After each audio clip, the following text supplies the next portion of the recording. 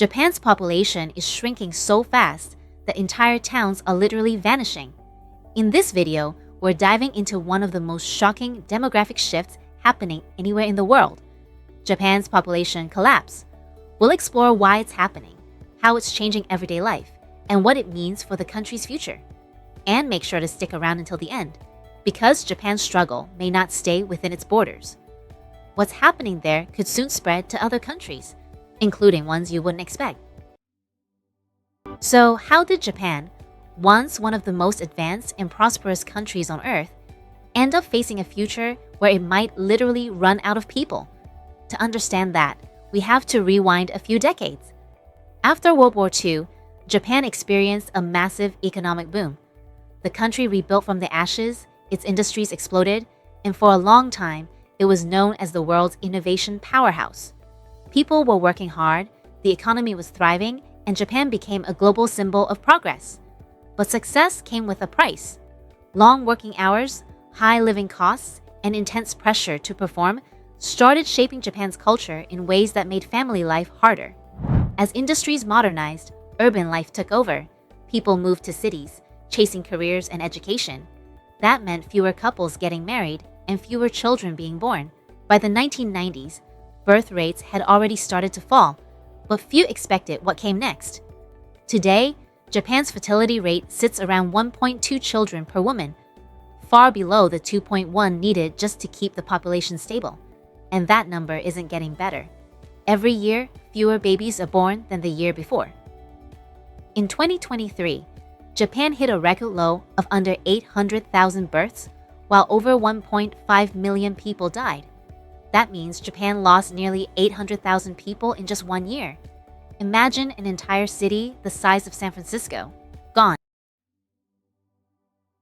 But the population isn't just shrinking, it's aging.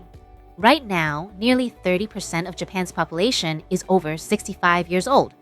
That's the highest proportion of elderly citizens in the world, and it's still rising. That might not sound bad. After all, people living longer is a good thing, right? But it becomes a crisis when there aren't enough young people to support the old. Japan's pension system, for example, was built around the idea that working-age people would pay into it to support retirees. But now, there are fewer workers and more retirees than ever. The math just doesn't work anymore. And it's not just about money, it's about people. Nursing homes are short-staffed. Hospitals are overwhelmed.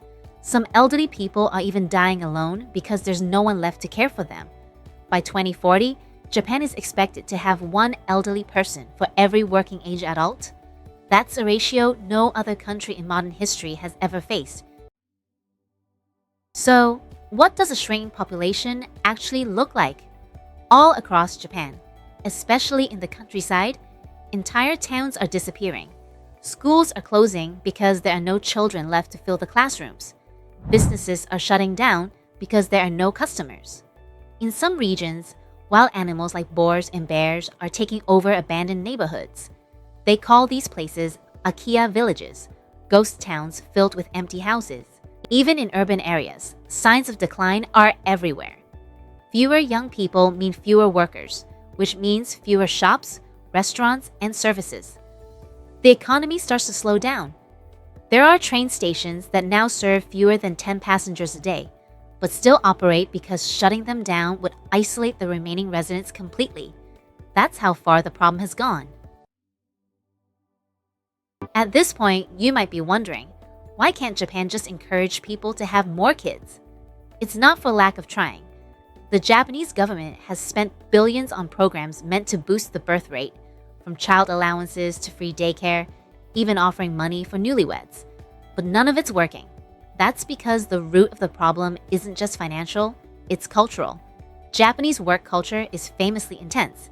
Many employees work long hours, often staying late to avoid being seen as lazy. For young couples, that means almost no time to date, marry, or raise children. At the same time, housing and education costs in big cities like Tokyo are extremely high.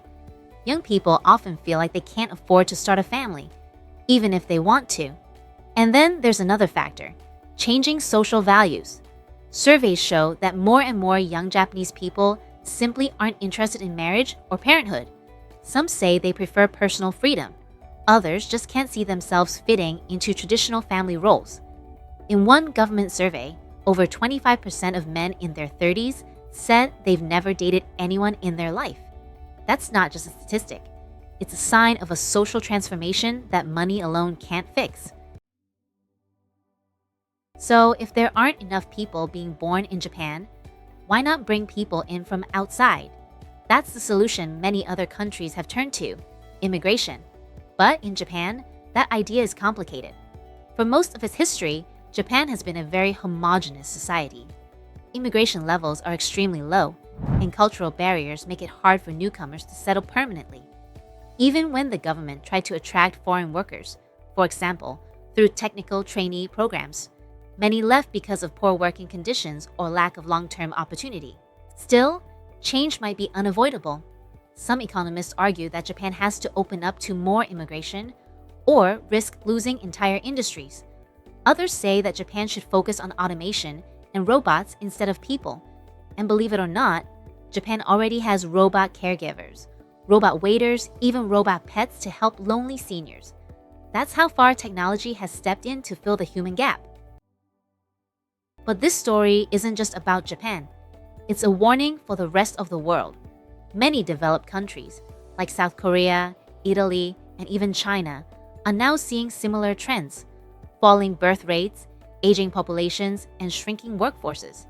If Japan is the first domino, these countries could be next. And the consequences reach beyond borders. A smaller population means less consumption, which means slower economic growth. Global markets that depend on Japan, from cars to tech, could take a hit. And when fewer people are born, innovation itself slows down. Fewer inventors, fewer creators, fewer dreamers to push the world forward. So, is there still hope? Experts say yes, but only if big changes happen soon. That means rethinking work-life balance, making it easier for women to stay in the workforce after having children, and maybe even reimagining what family means in modern Japan. Some local communities are experimenting with creative solutions, like offering abandoned homes for free to young families or remote workers. Tech companies are investing in automation to handle labor shortages, and small towns are launching campaigns to attract newcomers. But the truth is, even if everything works perfectly, the population decline will continue for decades before it stabilizes.